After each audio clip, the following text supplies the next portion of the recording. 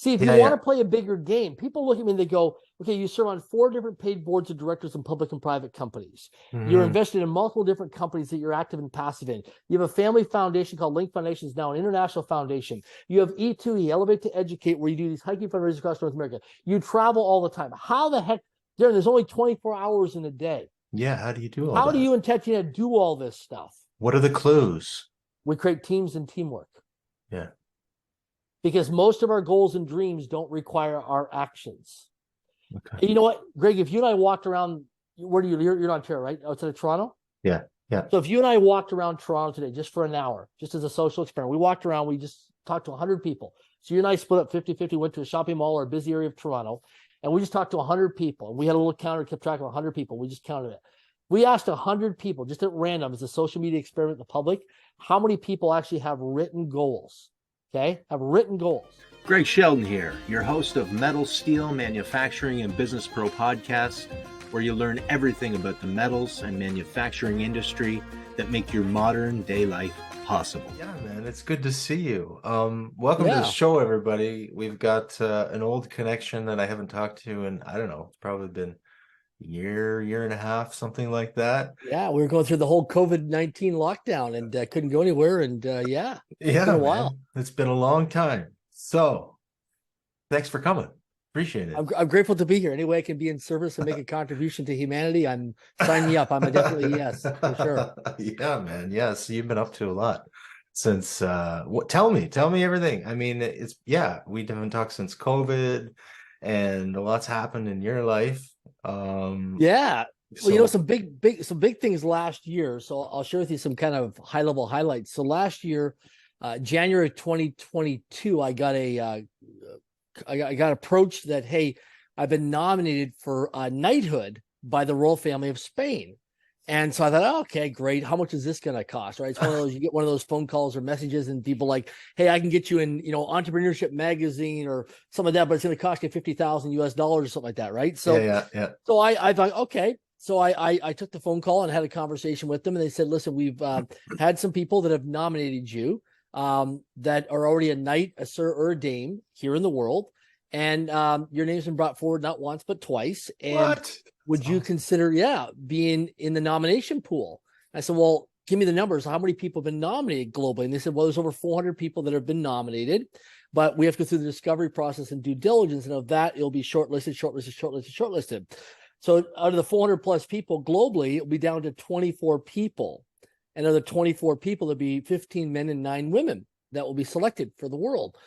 So I'm thinking, wow, okay. So I'm thinking statistically, what are the odds of that happening? I turned 50 last year, and I'm thinking, there's people who are much more experienced and qualified and have a lot more things that they've done than I do, right? It's that good enough, not smart enough, that self-talk of why me, right? Like why am I the chosen one, right? Why have I been chosen, versus other people? And so I was grateful that I received the nomination and the phone call, and I talked to the people who nominated me and who I know, and as I travel a lot at conferences and conventions, you meet people that have been, won Nobel Peace Prizes or, various different, Olympic athletes or professional athletes or somebody who's won a Super Bowl. I travel in those circles at charity events and fundraising events. So I meet a lot of these celebrities and influencers from all walks of life all the time. Right. So it was really interesting. So then Greg, February comes by and they asked, hey, listen, would you be able to fly in to meet with the royal family? They want to spend 3 days with you. You can't fly to Spain because of the COVID-19 rules with, the border and all that stuff. But if you can fly into the United States, the family will be in the United States. We'll be in Las Vegas, of all places. And we'll be at the Red Rock Casino Hotel. Red Rock Casino Hotel. Yeah. So I flew down there for 3 days, met with the family, met with a number of other people as well, went through the discovery process. I had a lot of questions to ask as part of my due diligence as well. Of course. Verify this, make sure it's legit. I don't want to, reputational risk. I want to make sure everything's in compliance and integrity and stuff. And so I had my team also do a deep dive into things and ask a lot of tough questions. And so we went through this whole dance over about a 5-6 month period process. And then in June the 4th of last year, I took my oath. And then June 5th, I was knighted as a Sir Darren Jacklin. So, oh my gosh, man. Yeah. So it was quite an experience. That's so cool. So then I get knighted. I'm thinking to myself, okay, I'm not going to tell anybody. I'm going to be humble and low profile because I like to be low profile, high impact. Yeah, man. Right? Low profile, high impact. I like to move my feet, not my lips, and have my life demonstrate based on my actions and my reputation and my integrity. And so, anyways, I get knighted, and people are like, "Are you going to put it in front of your name?" And I'm like, "No." And they're like, "Well, why not? That will inspire people, because I've never met a Sir other than watching on television or on the internet, Sir Richard Branson or Sir Elton John or Sir Paul McCartney or other people. I've never met a Sir. So this could really create a conversation for a lot of people and inspire them. And people who have goals and dreams, or a vision board or a bucket list or a collage of goals and dreams, they might put it on there someday." Yeah. And then people ask me, they go, "Darren, did you ever dream about being a Sir?" And I said, "You know what's interesting? In 2011, I was on a flight one time. I remember it was on United Airlines, and I was flying somewhere across the United States doing a corporate training seminar. And I actually wrote down, I have over 7,000 written goals for my life. And this has taken over a number of years to write all these goals down on paper and map it and plan it all out and structure it. And one of my goals, I used to scenario plan. What would it be like if, like people say, I want to win a Grammy Award or an Academy Award, or want to become a best-selling author or whatever it is. They say, I wonder if my life could be this way. Imagine myself 5 years from now. So I was just playing this scenario planning game thinking, man, what would it be like if I actually got knighted in my life and I became a Sir Darren Jacklin? Just like some people say, hey, I want to become a doctor or have a PhD, or I want to become this. And I thought, when you get these, you check into hotels, you go places, and they're like, how do you want to be addressed, as a Sir or Mr. or a doctor? I thought, wouldn't it be cool to be a doctor or a Sir, like in front of my name, right? Just for fun, not as an ego thing. Yeah. Not come from ego. And so I would visualize this in my mindset back in 2011. And then sure enough, here in 2022, it actually came to fruition and has happened. Yeah. And I actually have it. I actually had it written down in the year 2011, actually in my list of that's my amazing, goals, man. that I, just as a possibility. So I just want to, okay, so that's awesome. First off, good story, but I want to make sure that people understand that just thinking about these things doesn't make them happen, right? It's correct. There's the power of attraction, but there's stuff you got to do in between, right? Yeah, you need structure, you need systems, you need processes, and the thing is, what I always share with people, like I run across a lot of people all the time. They say, I want to make more money. So maybe I can give the audience a little bit of context about my background. So I think that's awesome, because people think that when they understand my backstory, so maybe I'll just kind of give a high level backstory, come up story, success story, so they can have some context and some more details. So I grew up in a middle income family. Failed grade 1 of public school in Swift Current, Saskatchewan, Canada. Small little city of less than 20,000 people in population. I was misdiagnosed with a learning disability and a reading disability in grade 1, and by the school system, and because I just didn't fit into the school system. I was very, we call it entrepreneur today. I was a D student, very nonlinear, very visionary. I could see things in the future, but I was an opportunist. I would see opportunity zones. And so I was set back in grade 1, and I was then put into what they call special education. It should have been the gifted class, but I was put into special education. And so I was in a small little classroom from grade 1 all the way through to grade 12 of public school. So I should have went to Waldorf or Montessori school, which would have been an experiential school for me, which would have been great. But that's where I was at in my life, and my parents did the best they could with what they knew. And and so I was put into special education. So I always question myself, am I stupid? Am I not good enough? Why am I here? Is there something wrong with me? Did I do something wrong to be in this? Am I being punished being here? So all these things as a young little 5, 6, 7-year-old Darren. And that was trauma, childhood trauma, I realized today. And I've worked a lot through it with different coaches and therapists in my life now. So at age 7, here I am in Swift Current, Saskatchewan, Canada. I'm in special education. I create my first business called Rent a Kid. And I thought, I want to solve problems in my neighborhood or my community, because we don't have money problems in life. We only have thinking problems. There's no lack of financial capital on this planet. There's an overflowing financial abundance of financial resources. You want to make more money? Solve a problem, right? And so the thing is that I would go out and knock on doors in my neighborhood, cutting grass, shoveling snow in the wintertime, delivering the Regina Leader-Post newspaper 6 days a week. And by the time I was 9 years of age, I hired my 2 best friends in my neighborhood that we went to school together to come work with me. Now I'm 50 years old.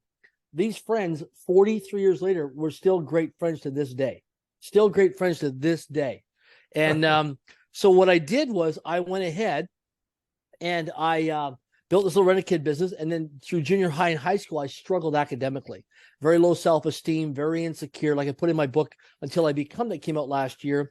I have a a strategy that I talk about in the book where I would take 10 Canadian pennies and put them in my left pocket.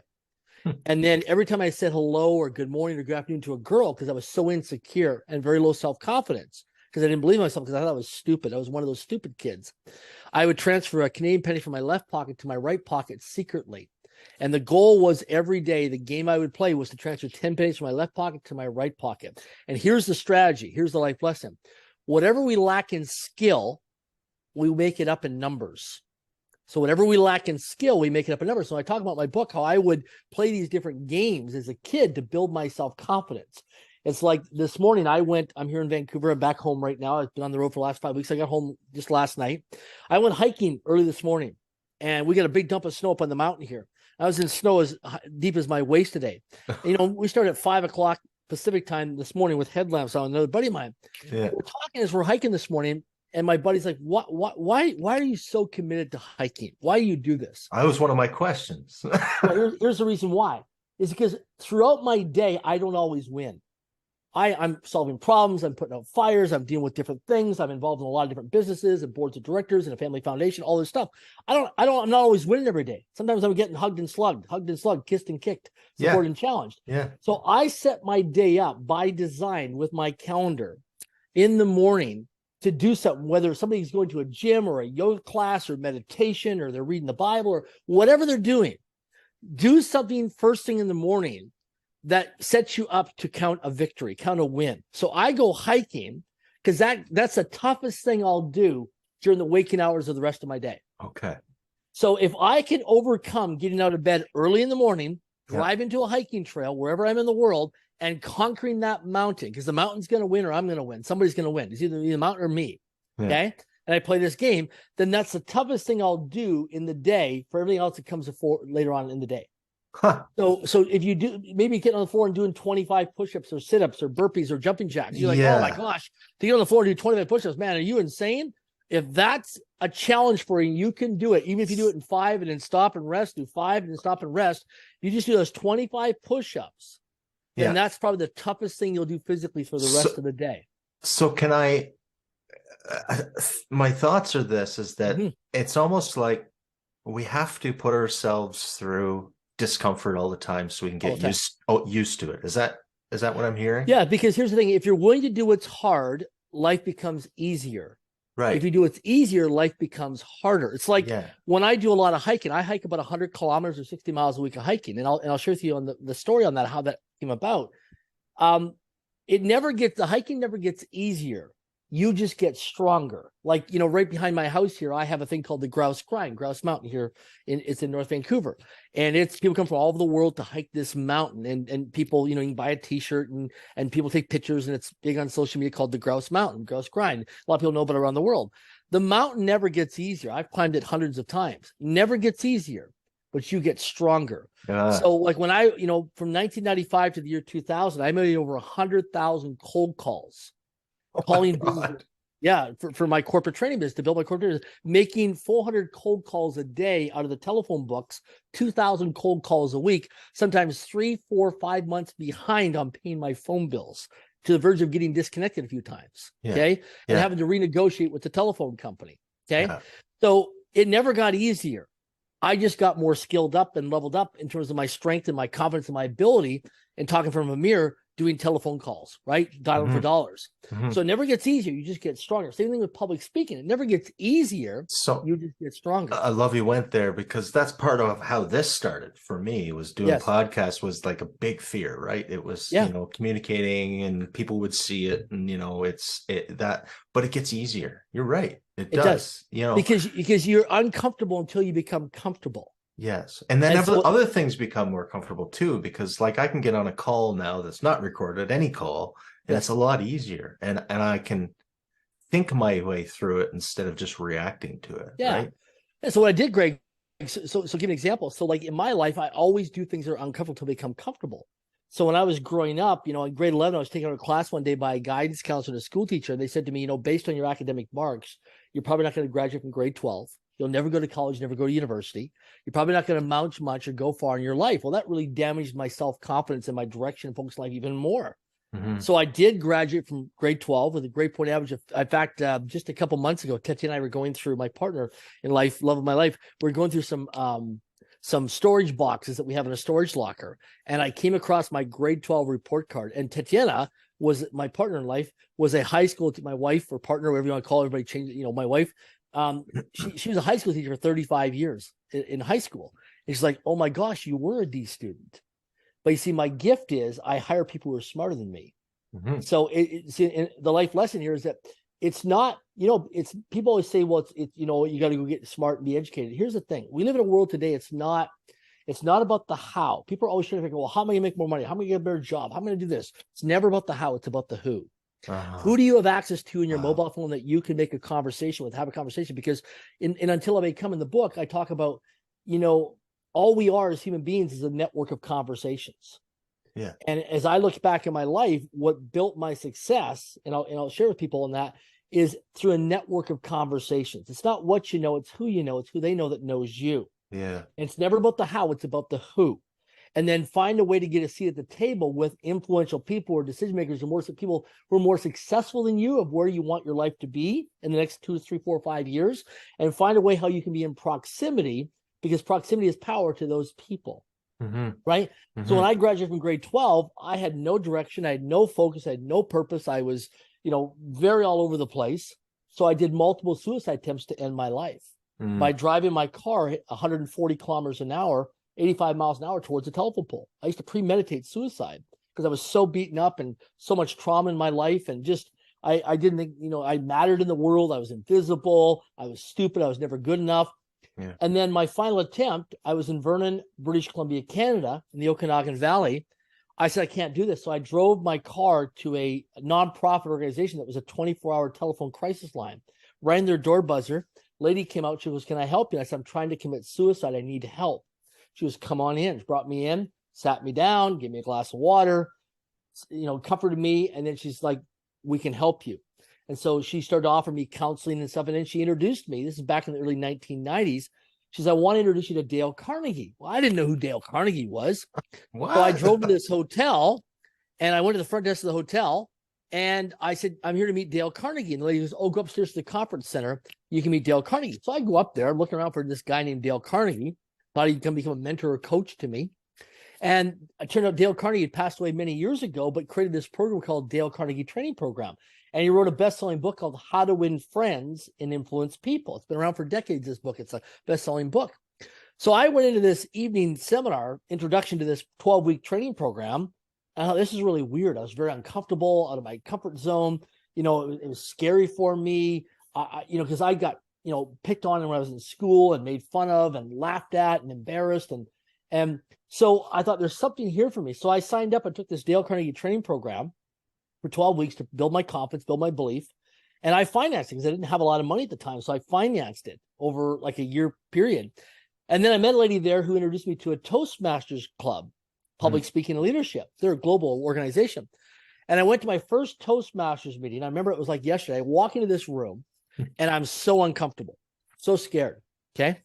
So there's a few different guests that are there that evening. They asked the guests to stand up and we all have name tags on and to introduce ourselves. So I was so scared. My legs underneath the table were shaking. I was vibrating so much. I stand up, Greg, to introduce myself. Yeah. And I blanked out and I forgot my name. True story. I forgot my name. I know. I was so scared. It is scary. So, and I look around and I had to look down. Right, it says Link Foundation here, but I had to look down and remember my name. And there was a guy named Frank Kitchen. He was 94 years old, member of Toastmasters, been in the organization for many, many years. He said, that's why you need Toastmasters, young fella. And I signed up.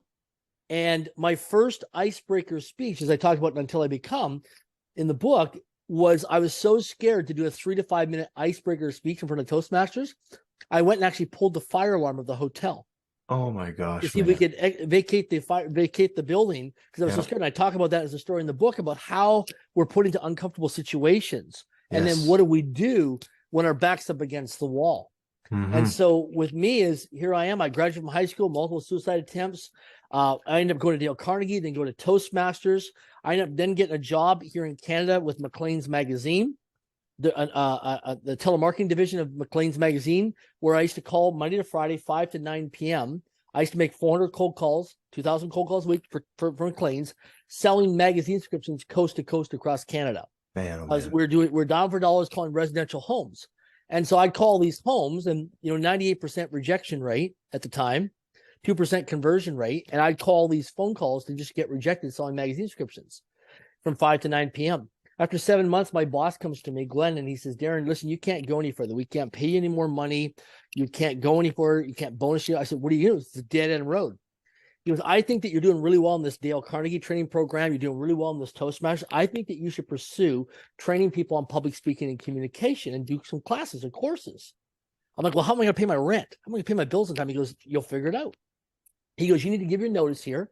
And I think that you should go ahead. And of course, I need that paycheck every 2 weeks, right, to survive my necessities. Because I think you should give your notice here. And I think that you should venture off. Just go to a phone mark, get telephone books, and start calling out the phone books, calling all these businesses, and start selling your corporate training business services over the phone. So I took his advice because he was a mentor and a supervisor to me. I did that. I was terrified. First couple months, I sucked at it. I just was terrified. It was behind on my bills, behind on my, everything. I got my utilities cut off. I got my car repossessed. I had some really hard times. In fact, I even got to a point where I was an R9 credit rating score. So people that are in Canada, R9 is the worst possible case you can get for a credit score. In the US, it's called a FICO score. So imagine what your credit score is now. If you know what it is, go to the worst possible on the scale of what the lowest it is, because there's a low and there's a high. I was the lowest. In fact, my credit score was so bad that a payday loan place or a money market or a pawn shop wouldn't even consider me. Oh, my. I even went to people that were called loan sharks at 50% interest, right? That wouldn't even touch me. I was so high risk. Oh my gosh, man. In fact, I actually went to declare personal bankruptcy in Kelowna, British Columbia, Canada, back in the 1990s. And because I was so upside down financially, underwater, with bill collectors calling me, coming to my doors, all these demand notices and letters, behind my taxes, everything. I was so out of integrity with everything financially. That I went to see a lady. The lady sat down with me and she says, okay, Mr. Jacklin, we can proceed with, you're in your early 20s. We can proceed with personal bankruptcy. It's going to take about 7 years to reset. So by the time you'll be, early 30s. And so she says, we can proceed with the application, but I have some fees that I have to take care of as, advising you.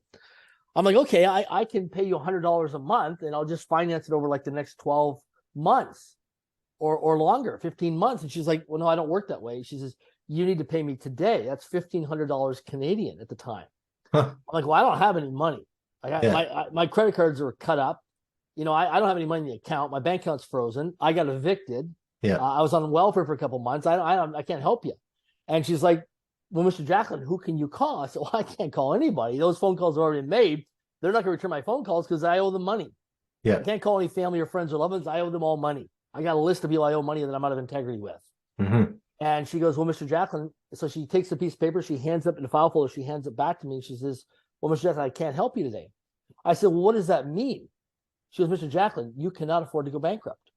So I've never been bankrupt. People say, have you ever been bankrupt? I said, I couldn't afford it because I couldn't afford to pay the fees. Holy Lefton, man. So went from there to, taking massive consistent action over a number of years, from 1995 to the year 2015, ended up building a very successful corporate training business where I traveled the world, used to average about 276 days a year globally. I was single. And I traveled from 1995 to 2015, trained over 1 million people in live corporate training seminars in 50 countries on 4 continents. And I got paid from 157 of the Fortune 500 companies globally. Oh my gosh, man. From 1995 to 2015. Some of these companies took 17 years of follow-up before they finally said yes. 17 years of rejection. Oh my gosh, man. That's a lot of rejection. And here I think, into something for 3 years and I'm just like, I don't know if I can take the rejection anymore. You're telling me it takes so much more time. It does. And the key thing is never assume you're not being observed. We're always being watched and observed. So as we're going through the adversities, the setbacks, the failures, the disappointments, people are always watching and observing us because behavior never lies. Right. So what happens is people that are more successful than us, they're always watching and observing us. Right? Because the majority of people are in the rat race of life and people are in the fast track. So they're watching you. And so they're watching your behavior because your behavior never lies. to see how you are operating and functioning in hard times. How do you overcome the adversities, the failures? When I take people hiking all the time, you know, people talk, oh yeah. And you'd be amazed, Greg, how many people have told me, oh yeah, I want to take you out for lunch. I want to take you out for breakfast. I want to take you out for coffee. I'll take you out for a steak dinner. And they're just trying to pitch and sell me something, right? Or raise capital. I'm like, let's go hiking. Okay, I'll meet you there. And we'll do something easy. You'd be amazed how many times they don't show up. They don't even communicate, Greg, in advance by text or email or a telephone call or voice message saying, hey, I'm sorry, something's come up. They're completely out of integrity because they don't even do that. They give their word. It happens all the time to me too, where I'll sit here on Zoom waiting for somebody to show up and nothing. It's like, are you kidding me? Yeah. Well, here's something powerful, people. Your word creates your world. Yeah. Your word creates your world.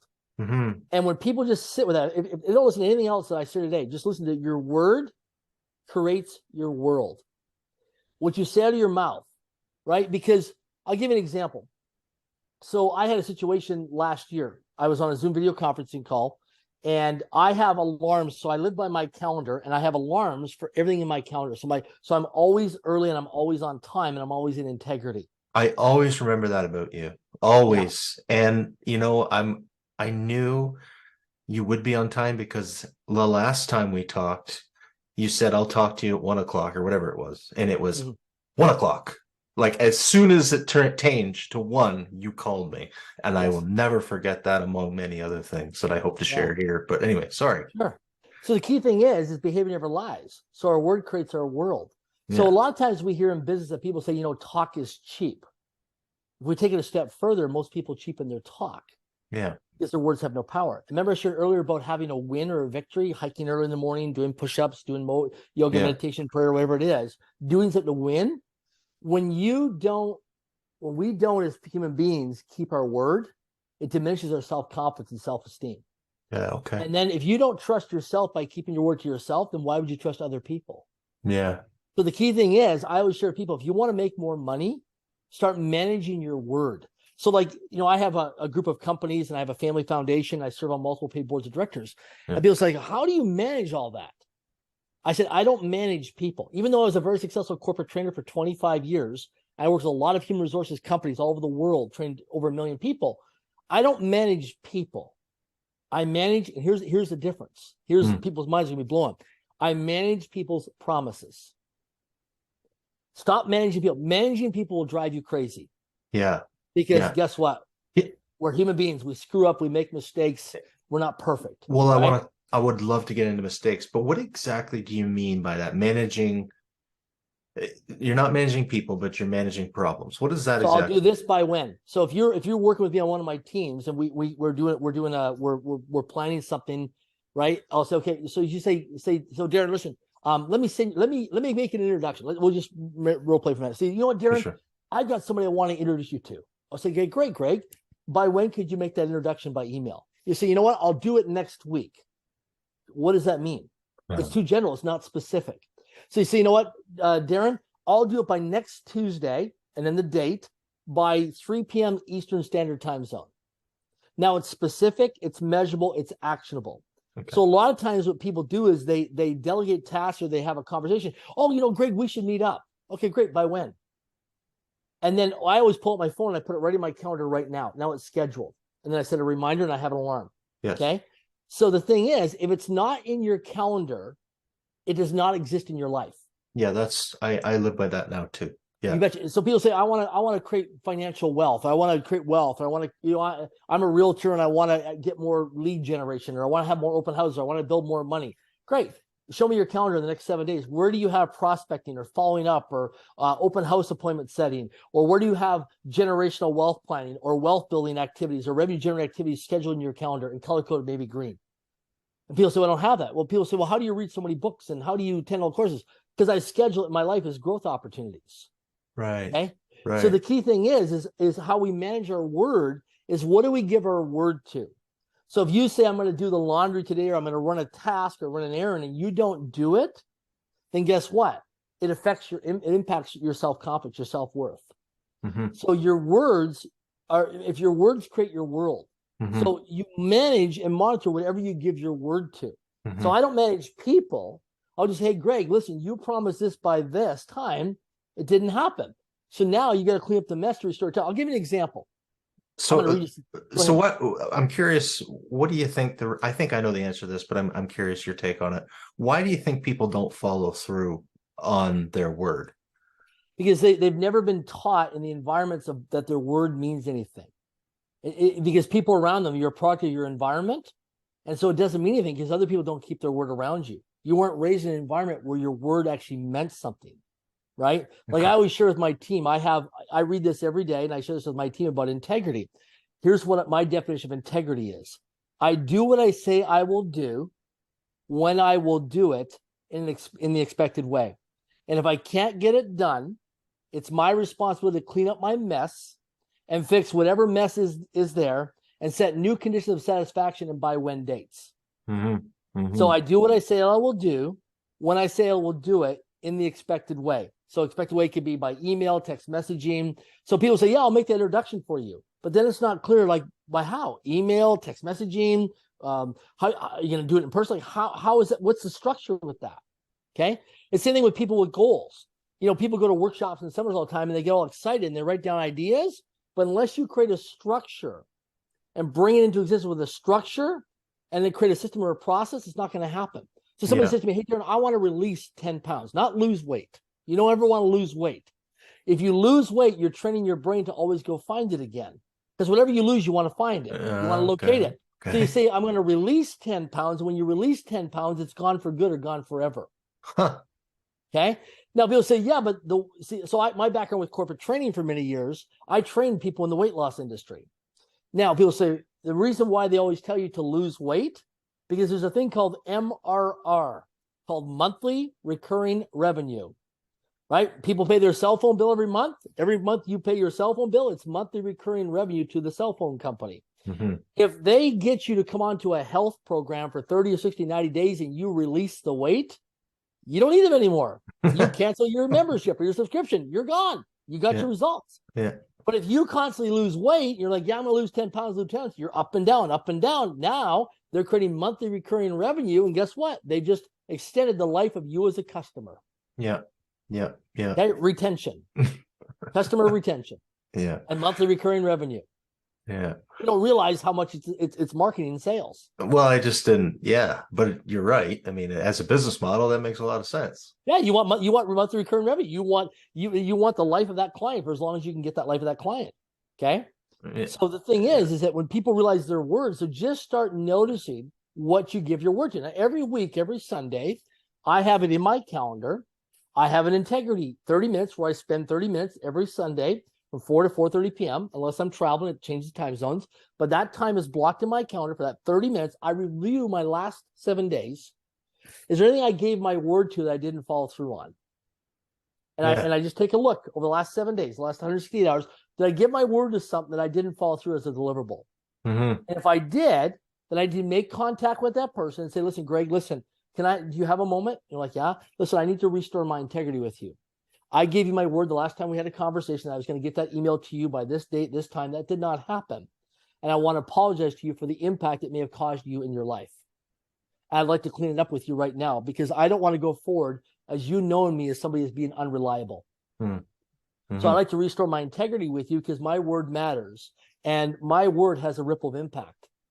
And I promised you something that I didn't follow through as a deliverable with my by when, specific, measurable, actionable. So I restore it, and then I can even go through what we call a four-step apology. So step number one is you acknowledge, which is accountability. So acknowledge, apologize, make it right, and then recommit. So you acknowledge that, hey, I screwed up. I acknowledge. You don't have to go into a story. Just I acknowledge, man, the what's so is I screwed up. I didn't follow through. You don't have to go into a story about whatever happened. Don't care. Bottom line is I said to you by when, it didn't happen. So I acknowledge. Then I apologize for my lack of communication. Okay. Now, one of the things that I train all the people in our companies on and Link Foundation is over communicate, especially if people are raising money, especially if people are building teams or you're involving investors, other people. Always, always, always over communicate. I'll give you an example. Yeah, that would be good. We did a bunch of acquisitions last year. We did 4 acquisitions with one of our companies, and we're doing a roll up with the accounting firm Profitopia. and we raised a bunch of private money. And we started with some of our investors that I know, friends of mine. We started to over communicate. Like we were sending them like frequent updates, like every week, 2 weeks. And I had some of my buddies come and say, listen, Darren, listen, you need to dial this back. Like this is too much. Okay. I know you're excited. I know you're excited about growing and scaling this company, but like, listen, you're like, this is too much communication. Now, I did that intentionally because I'm managing expectations. So now I'd come back and say, okay, Greg, I know it's too much that I'm giving you 2 reports a month on, you being an investor. What would work for you? Do you want monthly, quarterly, semi-annually, or yearly communication? Right. You're like, you know what, Darren? Listen, we're buddies. I know you. Every 6 months, semi-annually, we fine. Twice a year, just send me an update of how you're doing every 6 months. Now in our CRM, we put that into our contact management system. Okay, follow up with Greg every 6 months to give him a status update and a report of how he's doing as an investor. Yeah. Because the thing is, as an investor, your money's one of 3 things. You're either calm, cautious, or nervous. Mm-hmm. So we always want you to be a calm investor, not a cautious investor, not a nervous investor. Right. It's like money. Money comes in all different shades of green, but you always want to have your money to be calm money, not cautious or nervous money. And a lot of times, because people under communicate, the investor gets upset, and then they want to demand. They start contacting you, and it's like, oh my gosh, why is this person upset? Because you under communicated to them by not managing expectations, and now they went from being a calm investor when you sat down with them and they were sold on your presentation to now they're cautious or they're nervous, and the fear of risk is losing their money. Yeah, they killed that money. Well, I tend to try and apply that to many things in business. Under promise, over deliver. Absolutely. So, if you can deliver in 2 weeks, you say, okay, well, I'll deliver in 3, and then you deliver in 2, and everybody's, because you're managing and they have that a buy-when date, and they have a specific measurable right. date. So have a buy-when date. And now, now it's specific communication versus general. And I always share people, you start communicating specifically with buy-whens. Like, so people are in sales that are watching this and they're like, yeah, I'll get back to you. They got to get back to a client with some information. So listen, you know what, Greg, I'll get back to you by this Friday by 3 p.m. Pacific Standard Time Zone, and I'll communicate to you by text, or what do you prefer, text, email, or a phone call? Like, I prefer a text. Okay, great. Now I know by 3 p.m., this is my buy-when. I'll do that. Now, what I also do each Sunday is I scenario plan. Best case scenario, likely case scenario, worst possible case scenario. So every Sunday, I sit down with myself after I do my integrity checklist. I go through and I say, what are all the possible things that could possibly go wrong this week in my life? Okay, so I'll give an example. You and I doing this interview right now, this conversation, I actually have a contingency plan that if my internet goes down, I have 2 places within close proximity that I can go to for internet as a contingency plan because I gave my word. Yeah. Wow. Because I gave my word. Wow. And that makes me feel good. Yeah. Because if something happens, then all of a sudden, when emotions are high, intelligence, then all of a sudden I'm freaking out. Whereas now, if the power goes out, I can communicate to you and say, hey, Greg, listen, I just need 5 minutes. My internet went down and I need to go to plan B. Man, you're like a customer service, like client. I hate to use the word customer, client service expert. Like, why is it that so many businesses today and age have gone away from that? They're transactional versus relational. Right. I'm a relational person. I want people to get to know me, like me, and trust me, and build relationship equity. That's why social media has some drawbacks where people meet you through LinkedIn. They reach out to you and they accept a friend request. All of a sudden they pitch you on some cryptocurrency thing. And you're like, wait a second. I don't even know you. Yeah. I'm automatically repelled by you, not even attracted to you, because now you're trying to pitch and sell versus educate and inform me. Yeah. And I get that all the time. People come to me and they're like, hey, can I sit? People want to meet with me. And they're like, okay. And all of a sudden they start pitching and selling versus listening and asking questions, saying, listen, do you like to invest, Greg? Curious, what do you like to, what's your thoughts about investing this year? What are you looking at for investing in? What's your risk tolerance level? What's your appetite for investing this year? And I start to ask questions through a discovery process. Yes. I just listen to ask questions. Yeah. Versus trying to pitch and sell. And that's what people, a lot in the network marketing industry and different industries, they start pitching and selling and they start to repel people versus attract people. I know. They're just throwing up on people. I know. I was on a call yesterday and I said something twice and the guy just kept going. Didn't even listen. I knew right then. I'm like, okay, this is what I equate it to. Like, let's say you're invited to a dinner party. It's like you run in the room, you start spewing a whole bunch of stuff, you know, buy my shit. And that's not what people are looking for. People want to communicate. People, despite what you might think. Absolutely. Well, you want to build what we call relationship equity. So relationship equity is where it becomes relational versus transactional. Okay. And the key thing is if you go to a bank, you and I go to a bank today, open up a bank account. First thing after you open up a bank account, they're going to ask you if you want to make a deposit. Okay. They're asking you to put a deposit in so you have some money in the account. They want to leverage that money as well, right? The bank, that's how their model works. But they want you to put a deposit in. They don't want you to open up a bank account because they have to do data entry on that, and it costs money to have that account open because somebody has to monitor and manage that account for compliance. So they want you to put money under management so they can leverage that money. But if I go to the bank and you're the bank manager and I sit down with the loans officer and I open up the account and they say, is there anything else we can do for you today, Mr. Jacklin? Yeah, could I borrow $5,000? You're like, well, Mr. Jacklin, you just came in here a half an hour ago to open up an account. We have no history or no experience with you. Because we have no history, no experience, it's transactional. We're not going to take that risk with you. We're not going to gamble on you. Yeah. And that's what people do in relationships, not realizing that all we are is a network conversations. And that's one thing when I created my book, Until I Become It, it went international because it was less than 100 pages. People asked me, why did your book become so successful? Number one, it was authentic. Number two, it was vulnerable. And three, it was transparency. Yeah. But I share with people my mistakes, my screw-ups, and what the impact it had on me, and then what were the life lessons that I learned to create a very practical and actionable book for people. I didn't want to fill it full of a whole bunch of fluff and filler. It was practical stuff of me being vulnerable and authentic of here's the mistakes I made raising money. Here's the mistakes I made, and here's what it cost me. And here's the life lessons I learned, and here's what, as a warning or as a caution or as an example, here's what I recommend you do going forward. So people can spend a little bit of money to buy the book, and then they don't have to spend all the money like I spent making all these freaking mistakes and all these stressful, sleepless nights. Okay. So you compress time. And that's why it's important to have mentorship or read books or take classes. You compress a lot of time, decades or thousands of hours into a short window of time because you learn from people who've already been there and overcome what you want to come.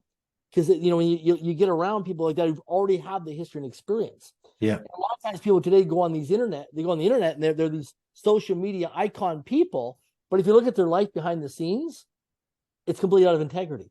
It's not real. And people buy quick fixes, they don't have 10,000 hours of training development. Right? They haven't done it. And that's the big thing is today is there's a lack of integrity. And without integrity, nothing works. Here's something to always remember. And if people are taking notes, write this down. Time will either promote you or time will expose you. It's just a matter of time. Right. You're going to get promoted or you're going to get exposed. It's going to go one way or the other. People always ask me, hey, what do you think about so-and-so? Well, we'll see what's going to happen. Let it unfold. I'm like, what do you mean? Time will either promote that person or time will expose that person. I had somebody just a few months ago come up to me and said, do you know so-and-so in our network's having an affair on somebody? I said, yeah, I'm aware of that. What do you think? I said, well, just a matter of time before they get exposed. Well, guess what? 3 weeks ago, they got exposed. Oh, dear. Okay? Now he's been kicked out of the house. She filed for divorce. It's getting ugly. The gloves are off, all that kind of stuff. And here's a guy that runs some successful businesses, multi-millionaire guy, and guess what? It's going to cost him millions. Not only his reputational risk, his integrity, his trust factor, people in his inner circle, but he just created a tremendous amount of risks and liabilities for himself by not keeping his promise. Now, people say to me, Darren, you're around a lot of beautiful looking women when you travel. You know what? I have things in place, structure in place to mitigate risk. Even when I'm traveling, I don't go into an elevator with a woman in an elevator by myself unless it's under video surveillance or unless somebody else is with me. Yeah. I have structures in place to mitigate risks and liabilities and exposure to that. Yeah. I'm a high profile person. So I structure like that. My team knows that I have structures in place. Okay. Yeah. So it's all about doing, and you know what? It's uncomfortable for me to sit down and have conversations sometimes, but I've got to work through the uncomfortableness saying, man, I've got to deal with this. As you get more visibility, more exposure, you have potential more risks and liabilities, and you're more of a target. So you've got to mitigate. That's why I'll give an example, Greg. People always say to me, they go, I met this rich man or this rich woman, and they wouldn't give me the time of day. And they're like, why are people that way? And then it's like, why some people who are affluent or rich, why they don't give you the time of day? So here's an analogy I always share with people. Imagine you and I are going to go to a swimming pool party. We're in somebody's backyard and it's a beautiful house and there's a couple hundred people there. We're having a great time. There's music. People are networking. There's great food. There's great entertainment. People are having a great time and there's people swimming in the pool. And someone decides to urinate or pee in the swimming pool. All of a sudden now you got to get everybody getting out of the pool. Okay. So the thing is, who peed in the pool and who created that ripple impact? So when successful people have a network or an inner circle, and they don't know you're on the outside, contact them through LinkedIn or social media. Oh my gosh, Greg, we should get together. We should hang out. I want to spend time with you. Introduce me to your friends. Would you make an introduction to your people in your inner circle? I don't know who you are. And I don't know if you're going to be the person going to pee in my pool and impact and poison my inner circle. So at first they're on guard. Like Tatiana is my gatekeeper. I have a team of women around me in our group of companies that protect me. And people say, well, why do you have a team of women? Because of women's intuition. I am so guilty in my life of not listening to women's intuition in the past that cost me financially a lot of money. Yeah, we all are. Right? So today I listen to women and I always ask them, are you calm, cautious, or nervous? What's your intuition tell you? And I have women around me. I let them feel into things, and they're like, Darren, my female intuition saying no on this. And I'm like, okay, nope, okay. Even though my mind's like, no, I'm smart on this. Nope, I trust the process. I trust the women now in my life. And that's the key thing is that I always say to men, I have a lot of men all the time and come to me and they're like, I need to hire a coach. I'm like, okay, are you in a relationship? Like, yeah. Are you married or in a committed relationship? Yeah. I said, okay, great. I'll introduce you to the greatest coach in your life. Who's that? I said, your wife. Like, what do you mean? I said, everything that your wife tells you, you're going to go pay money from a coach for. Your wife Tatiana is my greatest coach in my life. It's tough love. Yeah. She's the greatest influence and greatest coach in my life. You know why? She knows all my strengths. She knows all my weaknesses. She knows my fears. She knows my doubts, and she knows my insecurities, and she knows my blind spots. And she lives with me. Yeah. She knows all that about me, my strengths, my weaknesses, my fears, my doubts, my worries, my insecurities, and my blind spots. She knows all that. Yeah. So she knows what I'm good at, what I'm not good at. Yeah. And because she lives with me. And so the thing is, I now, rather than her bitching or complaining or spewing to me, which a lot of men think, I look at it now as thinking, man, she's just giving me a roadmap. She's just spewing gold out of her mouth. I just need to listen, be present, not try and fix or change anything, but just be present and take the coachable opportunity, take the teachable moment. So now, before in our early stage of our life years ago, we used to have a lot of fights and arguments. I want to move out and this and that. I'm tired of this. And, now it's like, I'm blessed. I'm so grateful when she gets upset. I used to always get triggered. You know what I mean? Now I don't get triggered. I stay calm. I'm like, okay, let her splash. I'll be the bowl. She'll be the water, feminine and masculine energy. So she's splashing. Let her splash. I'll just be the bull, masculine, strong and steady. And I'll just listen to her and let her give me feedback and not be triggered, because what a trigger is, it's an unresolved hurt or trauma from our past. That's why we get triggered. It's an unresolved hurt or trauma from our past, from our environment or a school teacher or a parent growing up that we got triggered. So what thing is, we got to look at it. What is that trigger of that unresolved hurt or trauma from our past? And then how can we deal with that? And every person's different how they deal with it, right? But there's different techniques that people can do to deal with that. So that's the thing to look at, is that now I'm getting triggered, okay? And now when you do get triggered, because I get triggered sometimes, what the key thing is to create an exit strategy. Oh my gosh, Tatiana, I got to go pee really bad. I'll be back in a few minutes. And I'll just go to the bathroom, close the door, even if I don't have to go pee. I'll close the door for 2 or 3 minutes and I'll come back. And that way I de-escalate the situation. Okay. So always have an exit strategy. If you're in a relationship or dealing with a coworker or a colleague or whatever it is, always have an exit strategy to de-escalate the situation. I got to go pee. I got to go to the bathroom. I got to take an important phone call. I got to come in. I need 5 minutes. I'll be right back. And then leave and de-escalate the situation and then come back to it. And the situation is going to be de-escalated. Do not keep going because you're putting more gas on the fire. Yeah. And you'll escalate it versus de-escalate it. Okay. So if somebody, the gentleman you'd mentioned there a couple minutes ago, he's not in line with his integrity, some things are going on in his life. Let's just use him as an example. How would somebody come back from that? And maybe I don't know. I mean, how do they reestablish credibility? First of all, is make an integrity checklist. You write it down on paper. Get it out of your head, because leaving it in your head will drive you crazy. Okay. Write it down on paper, because it's not as big of a problem or challenge as you think when you keep it in your head. So you write it down on paper. I'll use an example with people with financial integrity. So when I was always financially broke, and I've made millions of dollars today and very successful financially, and I'm very good with money. But when I had no money, and what happened is it related to was financial integrity. I didn't keep my promises and my word to myself. Didn't pay my bills on time, overpromised, underdelivered. I'd say I'd do something by when and didn't follow through on it. I'd say I'd go out and make phone calls and prospect and do revenue generating activities and wouldn't do it. I'd do something else in place of that. All these out of integrities that I was doing, because I wasn't keeping my word. And so I made a list of all these things that I was doing in regard to my finance. I didn't know my credit score because I was an R9 at one time. Like, oh my gosh, I didn't know how much money was in my accounts because I was just avoiding that. I didn't, my bills would come in the mail before it was electronic. I wouldn't open up my bills. I didn't want to see it because it was confronting. So I'm just like, push it aside and I'll deal with it later. Right. And then later and later. So complete lack of financial integrity. So when a bill comes in, now I have autopay. When a bill could come in, I'm like, okay, good. I want to be responsible for that. What do I owe? Okay. What are my dates on my credit card? So I started to create structures in my life. So I was intimate every month with my financial expenses. And when I started to build that structure and have that structure in place, then all of a sudden I started to, because when you manage money wisely, you get more money to manage. Okay. I wasn't managing money wisely, so I got no more money to manage. Right. So when I started managing money wisely, I started to attract more money, more opportunity, more people, more places, more things, and people want to give me more money because I was managing it wisely. So the key thing is when people say, I'm not, oh my gosh, Darren, you're so lucky. You get all these opportunities. Man, you get I see all these opportunities. You know why? Because people trust me. Because my word is my bond. That's the thing, is people know, just like you said earlier, people know that if they present an opportunity with me and I give my word to it, I will follow through and do complete work. See, most people, I'll give you an example to add on this. One of the things that people can write down is do complete work. Okay. Commit to your commitment. Right. Think about this. How many times do people say they're going to do something and they don't follow through right to the end and commit to their commitment? Yeah. They do it half-assed, or they don't play full. They don't do complete work. Yeah, they start something, but don't do complete work. And the thing is, that's a lack of integrity on yourself. Fair enough. Always do complete work. Always, I mean, I'll give you an example. What? If you and I go to a grocery store, and I take stuff off a grocery store shelf, and then all of a sudden I realize, I call Tetiana, I said, do you want this? No, we have enough of that at the store.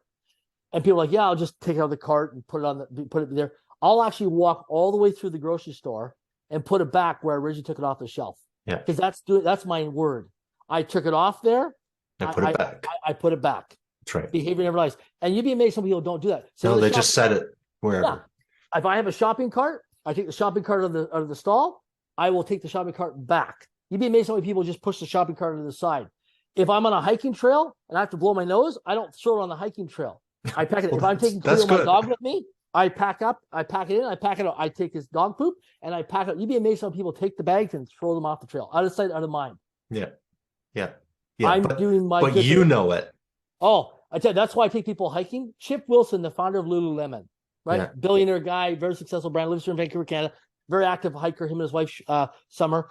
They take people hiking all the time. And I have a number of friends of mine that take people hiking. And that's actually an interview. If you want to learn about people when you're dating them or investing in them or whatever it is, take them hiking. Just like people say on golf course, you take people out to see if they're going to cheat in a golf course. Take people hiking because you're going to see people at their vulnerable. Like people like, oh my gosh, I got to fart, or I got to go pee, or I got to do this. And all these people, they have to be vulnerable. They have to be real, have to be authentic. And you see everything that come out on a hiking trail with them for a couple hours. Oh they can't my gosh. Yeah. And you see everything gets exposed on a hiking trail. Right? People say, oh, I'm doing this and that. And then, I'm this and that. And then you start to realize that, like, I had a guy a couple of weeks ago. He's like to me, he goes, we're out hiking. Very successful guy. He's like, he goes, Darren, he goes, is there wild animals out here? I said, yeah. He goes, aren't you scared? Scared of what? And I said, listen, the fear is real, but the threat is not. So feel your body sensations in your body, honor and appreciate your body because it's protecting and survival. That's your brain's job, is protecting and keep you safe. So feel the fear. The body sensations are right now. You may have stress or anxiety or emotions, or you're sweating, whatever it is. Honor that. Your body's doing its job. So the fear is real, but there's no threat in proximity right now that there's any wild animal coming to attack you.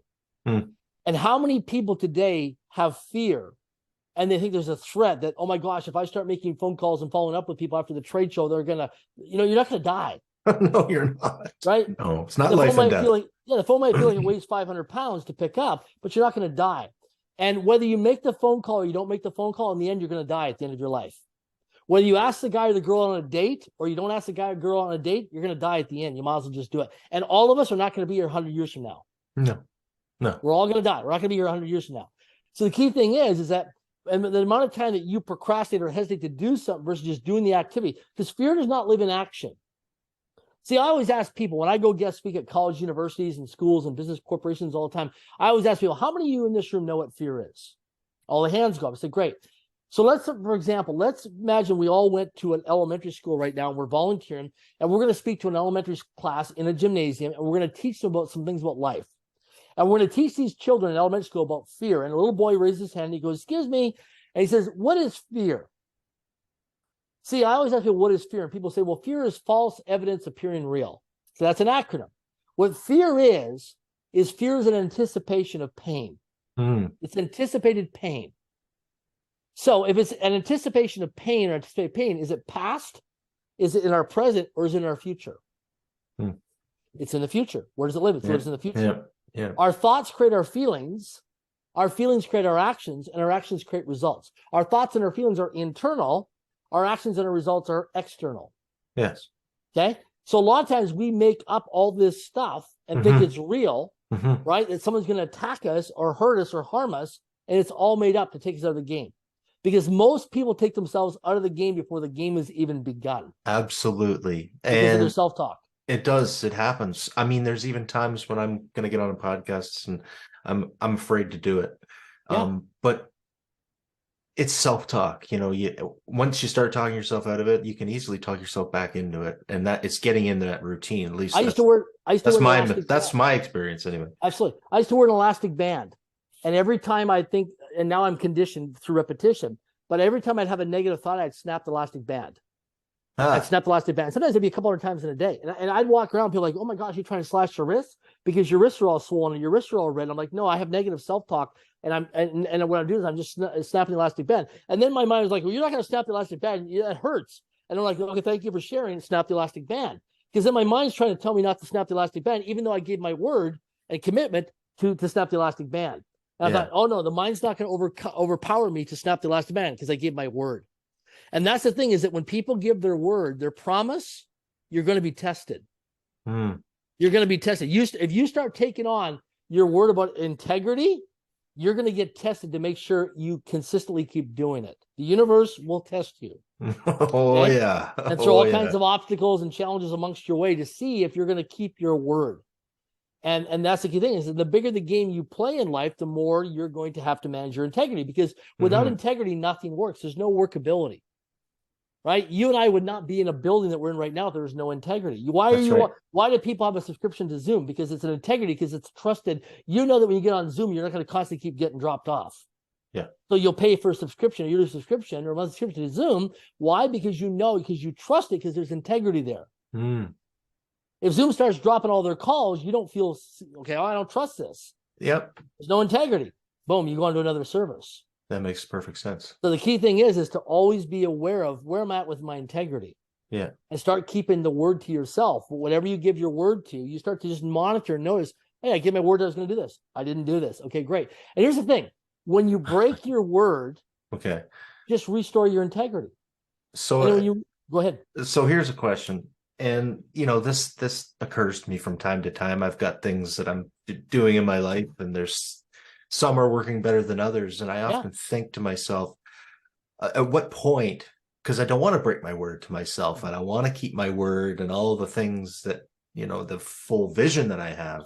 Yeah. At what point do you realize or say, okay, well, I guess this isn't going to work?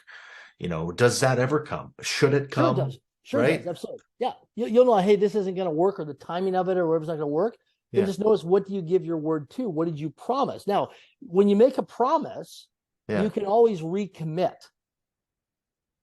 So you can recommit to your promise. I gave my word I'd do this by when. It didn't happen. So now I recommit to a new promise. Sometimes you'll set a goal, and the goal won't manifest or come to fruition in that timeline. Right? You say, I need to make X amount of dollars because my car insurance is coming up, and I got to have an X amount of dollars in the bank. And all of a sudden you're making all these phone calls and things start to happen. It's like, oh my gosh, all these things are happening, and I'm not going to hit my target. Say, great. Then say, I gave my word I'd have this done by this date and time. It didn't happen.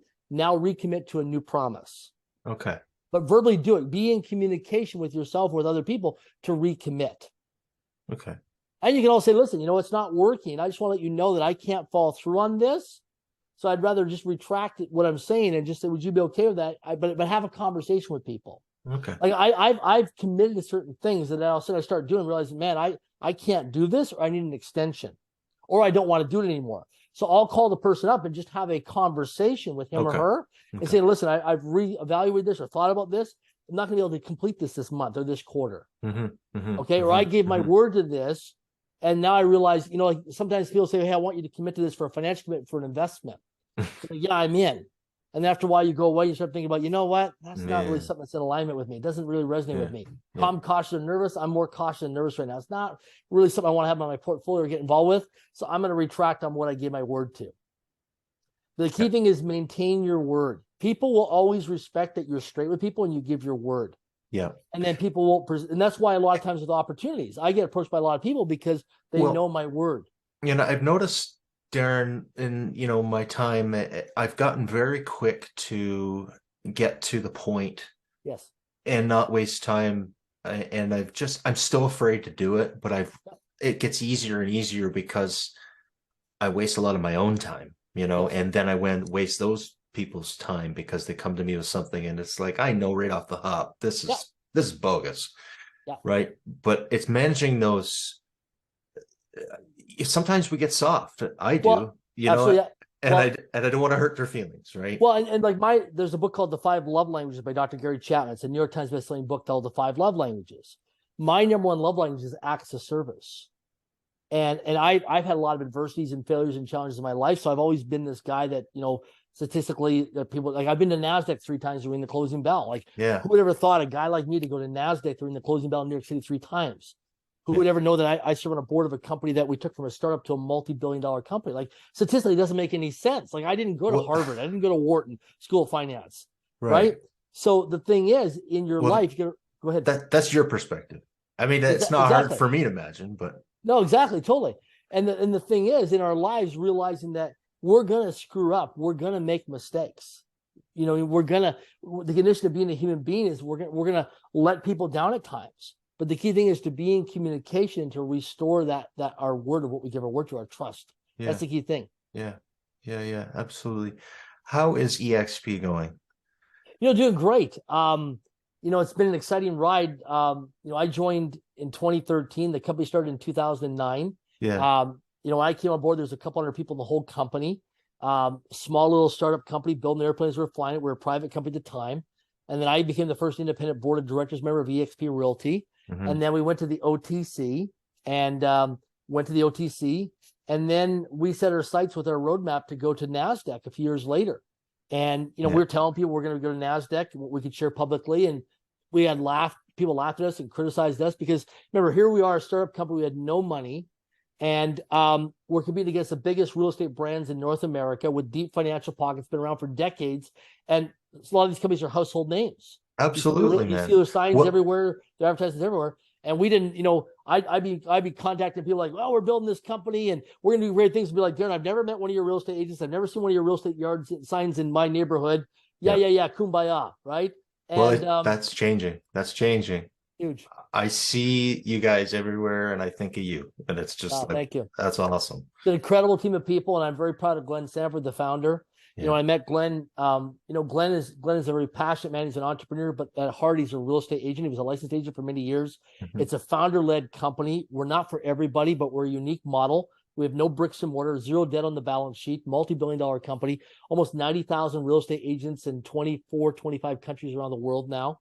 And you do over $1 billion a quarter in revenue. I remember the days when we were like, man, if we could do 100 million in a year, like in revenue, that'd be huge. Yeah. And now we do $1 billion a quarter. Wow. And what I realize now, I reflect on this, Greg, is thinking big, like really thinking big. Because you remember when I met with Glenn had no money, the founder of EXP. He was going through a startup thing, and you're bootstrapping like that. And of course, he wasn't selling real estate as much as he was. He was building the business, so his focus and attention was differently. Today, he's a billionaire. A decade later, right?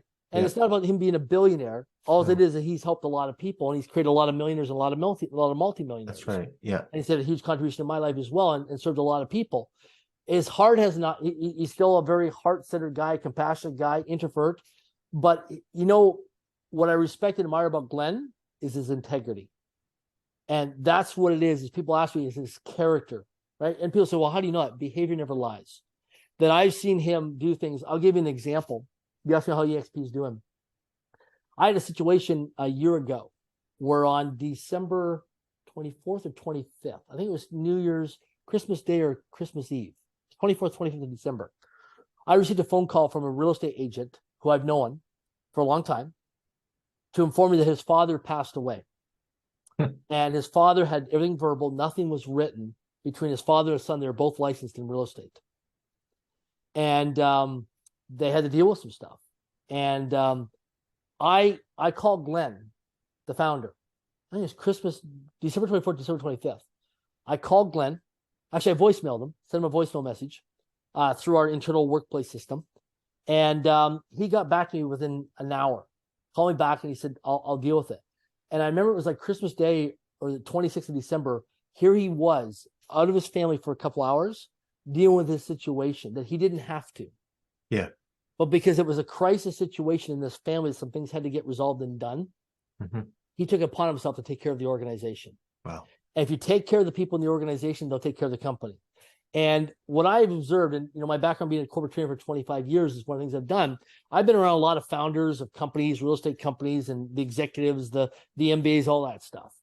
A lot of the corporate people. And they're viewed differently by real estate agents when they're corporate than when they're a founder of a company who's a real estate agent. And the thing is that always know what's going on the ground. And I respect Glenn and the leadership team of EXP because they're in constant communication with the men and women that are on the front lines, that are commission salespeople, that are out there paying for parking, paying for dry cleaning, paying for their real estate signs, paying for their business cards, paying for their advertisements, doing things in their communities as performance-based or commission-based people, building a brand and building a real estate career. And I'm very grateful to be part of this company. I've learned a lot. I contribute a lot. I've made a lot of great friends.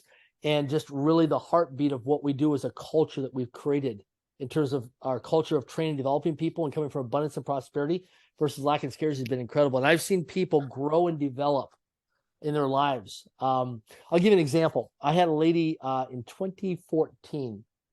I was in Chicago. We were at an EXP, our first national conference. We had less than like 70 people in the room, spouses and partners. Okay. Yeah. Then it's a big deal. We couldn't even afford a flip chart. Okay. We couldn't even afford coffee and tea in the back of the room of this hotel. Okay. That's and now we have 8,000 people show up to a live event. Right. And amazing. Big stage, Las Vegas style, the whole bit. Right. And, but it's training and development. It's not rah motivation stuff. And I remember being there and I was talking to a bunch of people afterwards and I said, listen, if you stick it out and you bunker down, put your head down and really focus, because some of these people came from big brand companies to come join our startup company, right? Yeah. And they had a lot of trust. Some of these people were making six figures and they walked away from six-figure careers, already being established, well-known, to come to an unknown, not sure if we're going to be in business 30, 60, 90 days from now, which our competition always said. And I said, if you just focus in the next 3 to 5 to 10 years, you could potentially become a millionaire or a multimillionaire in this business. With the stock, with the compensation plan, everything we have in place. No guarantee, but if you do the work, put in the work, and focus and commit over a period of time, it could pay off. That's the potential. And I had a lady last year, so we're shut down for COVID a couple of years doing live events, but we're all virtual. So we did our live event last year. I'm in Las Vegas at the Mandalay Bay. I call it our EXP conference. I get up to go to use the restroom before the event starts at the awards ceremony. Go to use the restroom, sneak out. Lady comes up, she grabs me, goes, excuse me. And I said, can I just use the restroom first and then I'll talk to you? I come out and she goes, listen, you probably don't remember who I am because you see a lot of people. And I did remember, I just didn't remember where from. She goes, listen, back in 2014, I am sorry, I need to apologize to you. I said, for what? She goes, I got really upset with you. My husband came over from a big brand name real estate company to come to EXP. I was concerned about our kids' future, going to college, university. We had bills to pay, a mortgage to pay, and he's the breadwinner. I'm raising the kids. And you told him that if he focuses and becomes successful, I didn't want him to join your company because he was well established in the community with this other company. And I didn't want him to join this startup company, but he saw an upside potential of the compensation plan and he liked everybody in the company. And I didn't want him to go. Okay. And you told him that if he focused on doing what he could do, he could potentially become a millionaire or multimillionaire. So you have to understand that your words are powerful. You don't just say that to people. And I said it because I meant it. And it was at my core that I believed it. And she goes, today, we're multimillionaires. Wow. And she goes, we just helped build a church through our church. That's amazing. Financially fund it because of this organization, this company. Oh. And she says, can I give you a hug? And she hugged me and she held me. She goes, I'm sorry for beating you up verbally a few years ago, but I was coming from fear as a worried mother with children and a family, and I was scared of her financial security. And I apologized. I said, no, I completely understand. We were a startup, we're an unknown, we didn't know, right? We had big dreams and big goals, but we had to work the plan. And we have doubters, we have haters, we have skeptics, but we believed.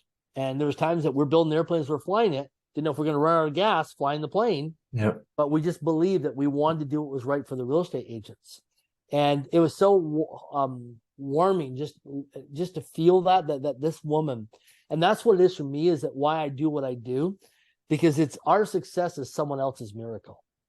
Yeah. I'm all about people becoming successful, however they define success on their terms, because the more successful you become, the more of a blessing you are to other people, the more of a miracle you are to other people.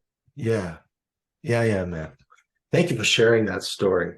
Yeah. And thank you for your transparency and vulnerability, because I don't know if you know, but I mean, your impact on my life has been tremendous.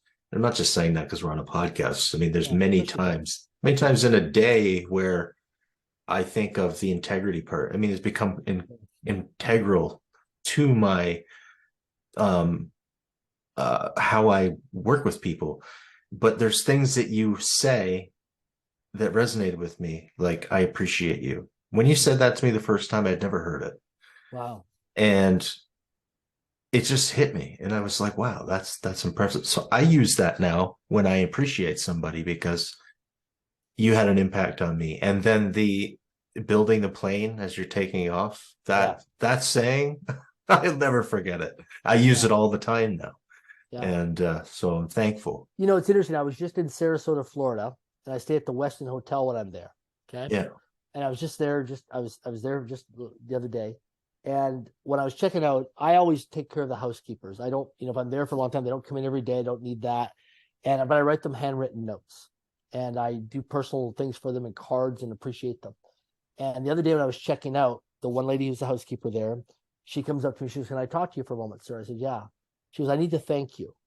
And I said, what? She goes, I took the card that you gave me and the letter, I took it home to show my kids. And I was so moved by that. You know what I mean?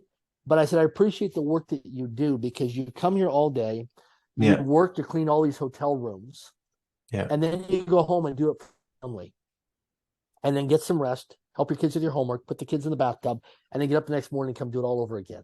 Yeah. And that's what you do. And I appreciate you, because you're in the service business, right? Yeah. And some people look down on people that are working in a hotel, or the garbage truck driver, garbage man, or something. I never look down at people like that. No, because we're all pieces of the puzzle. I've been there. I mean, I am there. I mean, there's no difference, right? Yeah. And that's where I think we connected on the vision that I had was, it's all about the employee equity of the people, right? And I have to apologize for, we lost connection because I was just dealing with a lot of things with all of that business venture, but you always had an impact. So I hope that we can rekindle that. Sure, absolutely. Yeah. I don't judge you. We're doing the best that we can. And the thing is, even with integrity, in the beginning, it's really hard, and it's confronting to look at the out of integrities of our life. And our spouses or partners are always telling us, they're showing us what our out of integrities are. Sometimes our immediate family that love and care about us, the reason why there's conflict or challenges in the relationship is because they're mirroring to us our out of integrities, the ugly side of things. Yeah. But when you start to manage it, it gets better and better. And then once you start to have workability with your integrity, you won't be around people that don't function with integrity. Because time will promote your, time will expose you. It's just a matter of time. Yeah. And you don't want to, there's no strong foundation that's built out of integrity. So it's just a matter of time before that self-destructs. And you see that with people. They have you see these people who get these get rich quick things. They these fast money things, these pumping up things. They get money, cryptocurrency, these different things. They get fast money. Then all of a sudden, 18 months later, boom, they're broke. Or they have an audit, or they have a lawsuit, or they have a divorce or separation. Something happens. Yeah. In their lives. And you start to look behind the scenes of why the house of cards is falling, because there's no structure of integrity. Yeah. There's no workability. And I'm really present in my life now, being almost 51, how much integrity and being our word plays such an important thing. I look at my life and the things that we've built. You know what? How does it work in terms of sustainability? Is integrity. You know, the one thing that really, it's not that bothers me. What bothers me is that when people tell you things, that in this venture, that other things too, it's they tell you things. It's like, okay, we've got the money to help you finance this thing. And then I'm only able to give the information that I have, right? Yeah. And you're limited on resources to do a full due diligence on somebody to see what their background is, so that's the hardest part. And I've become somewhat bitter and a cynic when it comes to that. But I believe it's made me a better business person, but I'm curious what your thoughts are on that. Like, should I just be a never-ending optimist, or do I have to be a combination of both of those? You want to be a combination of both, but also create a life team. So build a network of people around you that you can collaborate with, and you can bounce ideas back and forth with other people, because other people have different strengths and weaknesses in history and experience. So never do things by yourself. Do things in teams of people. Yeah. Right? Here's something to remember. Most of your goals and dreams don't require your actions. Like what I said earlier in this interview or podcast, that I have over 7,000 written goals. When I say to people, some people, it's overwhelming. Like, what do you mean 7,000 goals? How do you make sense of that? How do you do 7,000 goals in your lifetime? I'm not. Yeah. Because most of my goals and dreams don't require my actions. It's about creating teams and teamwork. Yeah. So whenever you start getting frustrated with things, realizing that you need to have a sounding board. You need to have people to bounce things back and forth with. Yeah. I'll be the old man, right? I find it hard to keep people engaged because things take a long time to happen, They do. And that's one of my weaknesses is, how do you keep people engaged when there really isn't a lot happening? You know what I mean? Yeah. Well, and the key thing is what I would do is sit down and even do like a planning session where you have, you build a structure, you actually create a strategic roadmap. Here's our roadmap. Just like when you go on a plane, you're flying from Vancouver to Toronto on Air Canada or WestJet, for example, you have a flight path. The pilot knows all the things that's going to happen. They also, people always say, I always ask people, I said, what the purpose of pilots are on the airplane right now? Like what? In case something goes wrong. They're not flying the plane right now. Like, people are like, what do you mean? Like, we're sitting here right now flying through the sky when they're not flying the plane. They're playing cards or playing on the computer, or having a conversation or reading a book or something. They're like, what? Like, they're in the cockpit. Yeah, they're not flying the plane. Yeah. There's an autopilot right now. But they're there in case something should happen, just in case, scenario planning, contingency plan, they're there. Yeah. So the key thing is having a strategic roadmap. And if you don't know how to do the roadmap, then invite people to come together with you to create the roadmap. Mm-hmm. And then unfold the roadmap with having structures and then timelines of when you want to do things by. Mm-hmm. Get it out of your head and get it onto paper. It's the key thing, right? Because you can't. We don't have money problems in life. We only have thinking problems. There's no lack of money in the world, right? And the thing is, everything that you want is going to come through a network of conversations. And what it comes down to is two things: requests and promises. So the promises is what you promise to do. I promise to do this by this time, by when, specific, measurable, actual. So that's the promise. Now the request is for every question you don't ask, the answer is always no. You start to make requests, and when you make a request, people only do one of three things. Step number one is they'll accept the request. Step number two is they'll decline the request. Or step number three is they'll counteroffer the request. So they'll accept, decline, or counteroffer. Okay? So when I go check into hotels all the time, I always make requests for complimentary upgrade. Not free, but complimentary. Okay. And for every question I don't ask, and a lot of times I'll get upgraded to the penthouse suite or the honeymoon suite or the presidential suite at no additional cost. Mm-hmm. Because I made the request. Probably 7 out of 10 times they upgrade me. Yeah. Okay. The thing is, start making requests. So sometimes you have to make unreasonable requests, outrageous requests, powerful requests. But you start making requests. Yeah. Okay. And it feels uncomfortable to do this and awkward or weird. But he's like, why would these people help me? Strangers help me. And you start walking around and start making requests. And so when things get challenging, realizing that, so I'll give you an example. I'll give you an exercise if you want, Greg. And this is a bonus opportunity for you. Thank you. And you don't have to. You can accept, decline, or counteroffer the request. Did he accept? I accept, man. So here's 2 questions. Okay. And everybody else can play along with this as well. So the question number 1 is, where am I not requesting in my life? So that's the question you write down. Where am I not requesting in my life? And I'll give you a hint. Look at an area that does not give you joy or fulfillment or freedom and ease.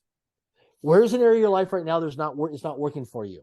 So where are you not requesting? So your wife is nagging you because you're not going on date nights. You're not giving her enough quality time or paying enough attention because you're too busy working, or not spending time on the kids or spending time on her, as an example. Okay. Your health is not in the ideal shape. You look at yourself in the mirror when you brush your teeth or shaving or brushing your hair, and you think, oh my gosh, I can release a few pounds. Okay. Yeah. So you're not making requests to have, you're like, well, yeah, I'm just not disciplined, Darren, to actually go for a walk every day, or go to a gym, or go for a hike, or go do a fitness class, or do a Pilates or yoga. I don't rely on myself. Okay, great. Can you create an accountability partner? Can you create somebody that, I have a friend of mine, he works home-based, and he gets up every morning, Monday to Friday, and he walks out his back door, down his back alley, and walks around his yard, probably walks around his cul-de-sac, into the front door, and walks downstairs into his home office. And he tells everybody he walks to work every day. Now, he could walk from his upstairs downstairs and do it in 30 seconds. Yeah. But he walks out the back door, down his back alley, around his cul-de-sac, and around through the front doors and down. It takes him about 5-10 minutes. That's funny. Okay. So he walks to work, and that's his physical. And then at break times, at lunchtime, he walks out his front door, walks around, goes around the back door, and then goes upstairs to have lunch. And as his lunch break, then walks out the back door and goes all around, and does it every day, Monday to Friday. Yeah. So he's training himself to get some physical exercise and some fresh air. So the thing is, can you create a structure where you have an accountability partner? So question number one is, where am I not requesting in my life? So just look at your life of what's not working. That's where you're not requesting. So if you're not making the money that you want to make in your life, it's because you're not making enough requests of other people. For referrals, recommendations, endorsements, someone to buy your product or your service or your opportunity, to join your business, service, or opportunity. You're not making requests. Okay? So question number one is, where am I not requesting? Question number two is, who do you become when you're not making requests? So as a human being, who do you become when you're not making requests? You contract. You're playing a very small game in life. You're coming from lack and scarcity rather than abundance and prosperity. You're being selfish and not allowing other people to be a contribution to your life. Right? Because when you start making requests of other people, you allow them to contribute and be a contribution to your life. People are always waiting for an invitation. People are always looking for a seat at the table. People are always looking for an opportunity to be a part of something. Right? Things that you don't enjoy doing as tasks that you look at as devaluing your time because you qualify and protect your time. There's things that if you made requests that people would do for you. Okay? You'd be amazed. You could have people take your garbage out for you. You could have people say, well, you're using people. No, you're making a request. It's got to be win-win. It's got to be fair means of exchange. Yeah. But I have people that do tasks for me sometimes that people say, well, you're using me. No, because they're learning from me. They get a chance to be a fly on the wall and be in proximity to get to overhear conversations, and they get a chance to have teachable moments or learning opportunities. Yes. People get a chance to see how I run meetings and I do things all the time. They're like, oh my gosh, you run high performance teams. You're very effective. You're very efficient. How do you do that? So it's a win-win situation. So where am I not requesting in my life? And then who do I become as a human being when I'm not making requests? And if you just take on like this week and we can play a game, say, listen, I'm going to make 25 requests this week. Okay. Because whatever you lack in skill, you make it up in numbers. Okay.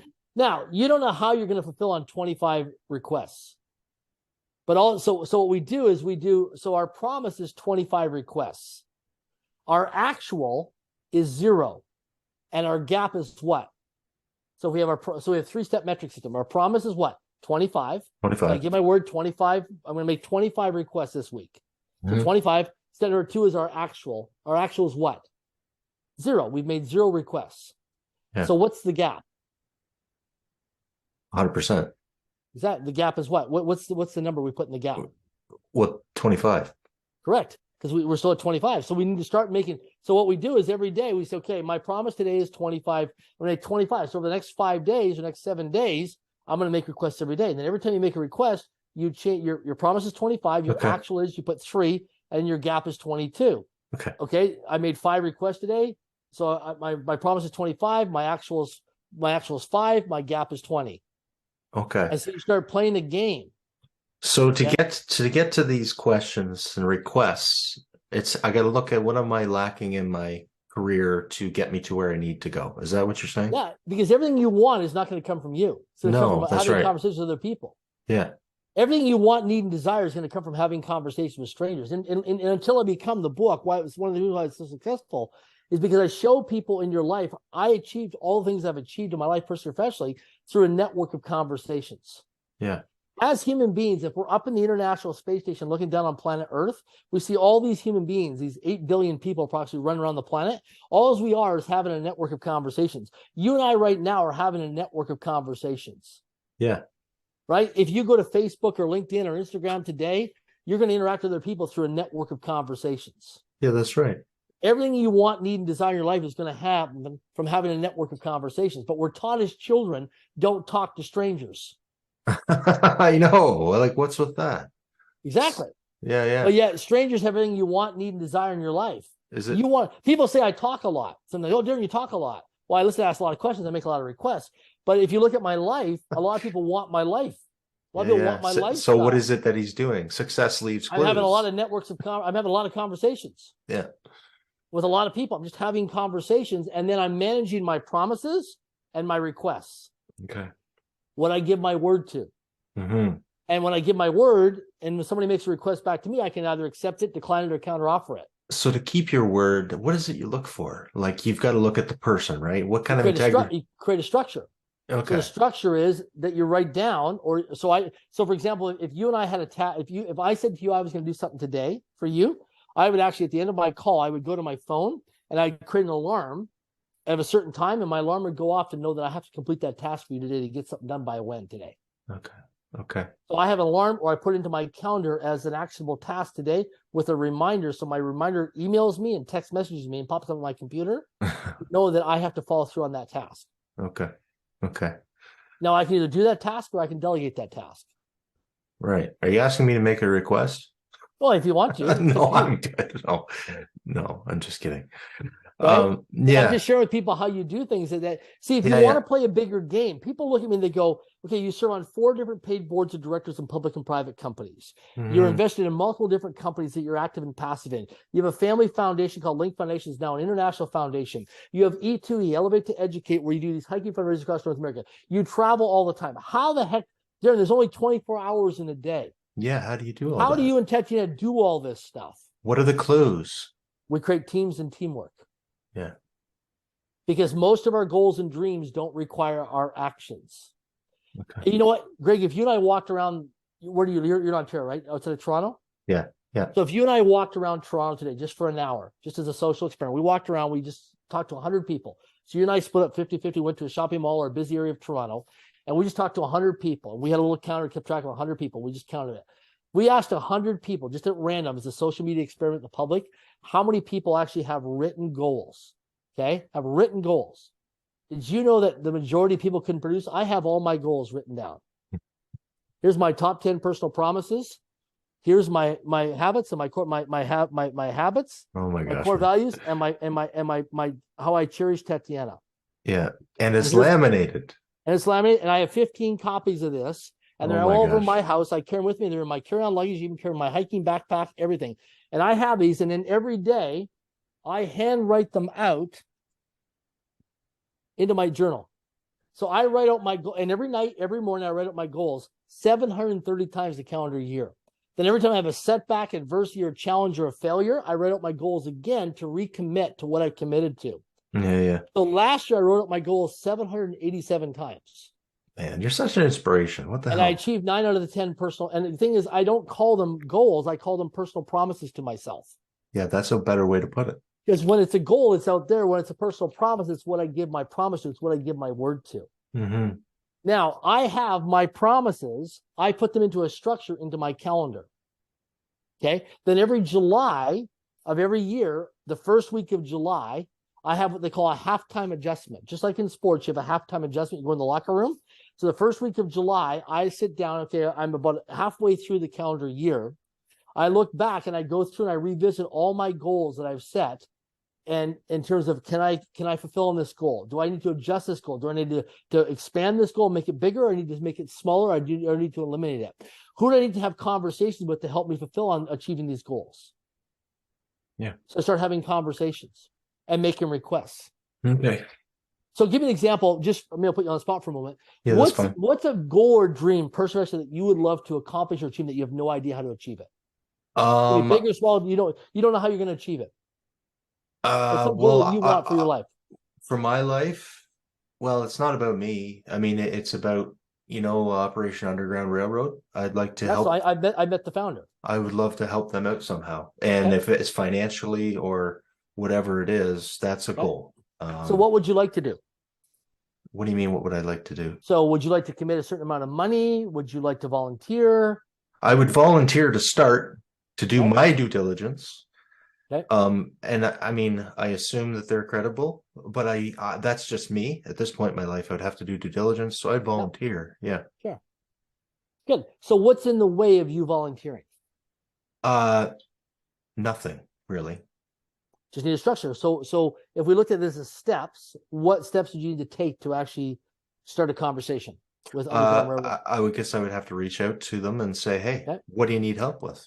So how would you reach out? By email, by text, by phone? Tim Ballard's the founder of Underground Railroad. Yeah, Tim Ballard. Yeah. I would probably look. LinkedIn is a great resource, I find. Yeah, Tim's on there. I'm connected with Tim on there. Yeah, so I reach out to him and see how can I help. That's what I do most of the time with people. But that was here's the thing that I struggle with, as many people do, is like how much focus do you put on certain things, right? How much time would you like to commit to it? You get to decide. That is your true. Life. Yeah. Right. So how much time could you invest each week into Underground Railroad if that's something that is a charity of choice that you want to volunteer with? I could probably put in 5 hours a week. Okay, good. So 5 hours a week. That's what you can give your word to and commit to. Okay, great. So by when will you contact Underground Railroad by LinkedIn? By end of the day tomorrow. Okay, what time is that? That's end of the day. So what's that mean? You're 3 hours different time. Fair enough.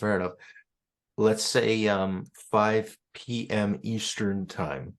Okay, so by tomorrow, by 5 p.m. Eastern Standard Time Zone, you're going to email them. Okay, now the structure is, are you going to send me a text message or an email to let me know that you followed through on that? Absolutely, I will. Okay, great. So by when can I expect are you going to do an email or a text message? Well, what would you prefer? What works better for you? You sound like me. I can text you. Okay, great. So now you create a structure. Now you put into your calendar, you set an alarm that you're going to put into your calendar. You've got to buy when, right? That you're going to, so you could, right after this call, you could email Underground Railroad. They might reply to you in the next 24 hours, and you get back to me. You can let me know by tomorrow that, hey, I reached out to Underground Railroad because you took massive action. You took action right away. And by the way, I just want to let you know, they actually got back to me already. Okay. Right. So you create a sense of urgency. Okay. Right. So the training is you run towards the goal, and just make it happen. Just get it done. Well, and I do that with a lot of things. Yeah. And it's never that simple. I mean, you get there, and it's like this acquisition opportunity that I've been talking with for like 2 years.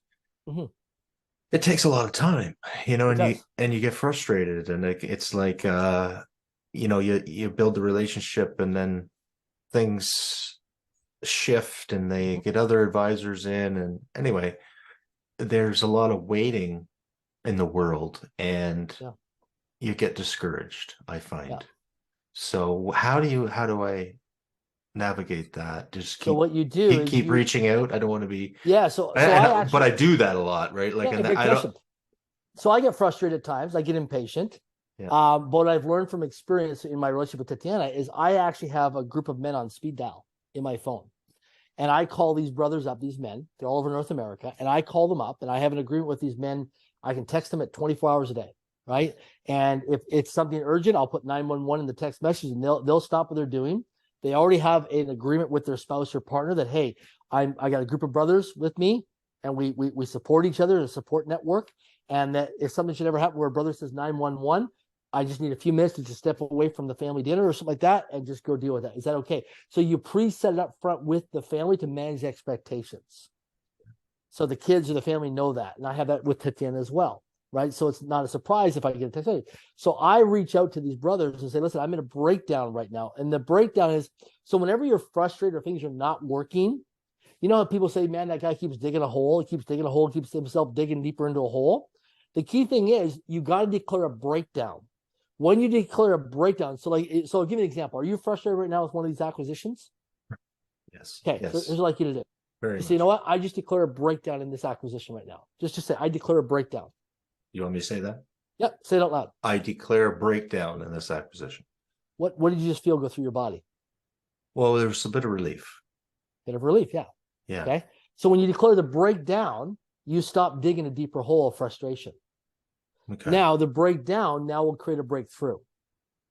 Okay. So then what's Because otherwise you keep going deeper and deeper and deeper and deeper into the hole. Now you'll reset and your mindset will want to refocus. And now you're going to look at what's the possibility to create a breakthrough. Yeah. Whenever things are like, so for example, if I get into an argument with Tatiana, one of us will stop and say, wait a second, stop. We're in a breakdown right now. Let's stop. I need to exit, or she'll exit. We'll exit, come back in, and that breakdown, boom, have an exit, and now we'll create a breakthrough. Okay. Okay. So you're interrupting that pattern. Mm-hmm. And now you start to practice this, and you'll get better and better and better at it over time. Okay. So whenever something's not working, you're getting frustrated, you're getting impatient. Oh my gosh, I declare a breakdown. Yeah. And just take a deep breath, stop, reset. And maybe it's, have an exit for a few minutes and go do something. Yeah. Okay? Do something. And maybe you need to channel that energy and go chop wood, or go run around the block, or go punch something, like not a person, but punch a punching bag or something like that, right? I had a guy a few weeks ago, I took out hiking one day. This guy had a big deal blew up on him, a big business deal. So we're out there, and it was a windstorm the night before in Vancouver. All these trees blew down on the hike trail. We're up in the mountains. So we get up there, right? And I thought, I'm going to see if this guy will move a butt, because I'm always cleaning the trails and making it safe for everybody. That's just something I like to do as a service. Yeah. So I thought, I'm going to ask this guy to see if he'll help me move it, because this guy's impatient, right? He's just impatient, right? He doesn't enjoy the journey. He just wants to get done. Like, just how fast can we go on this hike? Well, just enjoy it, right? So we come up to this tree, and there's this tree blocking the trail. So I said to him, Mark, listen, do you want to help? Let's move this tree off. And he's like, oh yeah. So he starts to move it. I said, Mark, I said, that big deal that just blew up on you, right? He goes, yeah. I said, would you like to take it on and move in the tree? Just rather than channel the energy in front of your wife or your kids at home and being upset and anger. You got a lot of anger in you right now from this deal blowing up, right? Why don't we just channel that energy in this tree and move the tree? And I said, here. And all of a sudden I triggered him. Man, that tree got moved off the trail really quick. It was a big tree. Man, he moved that trail. And afterwards, it's like, oh, I feel so much good. Because I wanted to channel that energy into the tree versus take it home to his family. Yeah. Yeah. Right? Yeah. So sometimes as men, we have that testosterone, we have that masculine energy. We got to channel it and give it an outlet. Okay. Right? Whether it's physical exercise, it's yelling and screaming out in the forest, right? You got to do something like that. You got to do some tribal stuff where, you just primal stuff where you yell and scream at the forest. Sometimes, like when I was doing cold calls, when I built my corporate training business, I talk about this Until I Become. And people laugh and they say to me, oh my gosh, you really did that? I said, yeah, I did. When I used to go in and get rejected all the time, I'd go and knock on doors in industrial parks all over North America. And I'd go in and try and sell my corporate training services, come and do corporate training for these businesses. I'd go to all these industrial parks, right? And so I'd be in my car or rental vehicle, and I'd go into this office and try to talk to the gatekeeper and then say, no, we're not interested. And I'd come outside. And I was like, oh man, rejection. Of course, I'm 7 days away from the end of the month, and I got bills to pay, and I'm stressed, and I have a tank of gas, and I don't know if I'm going to have money to eat tomorrow, and my utility's going to, all this fears, doubts, and worries coming up, right? All these fears about financial stress. So I used to take my steering wheel, and I used to take the song called Thunderstruck by AC/DC. And I used to hit my steering wheel and go, thunder. And I used to channel the energy into my steering wheel playing AC/DC Thunderstruck, to reset, to channel my energy, so I would go in and not take it out on the people, because I had to be in a calm state to get an appointment to show my corporate training services. So I used to pound the steering wheel of my car or the rental car and play AC/DC Thunderstruck.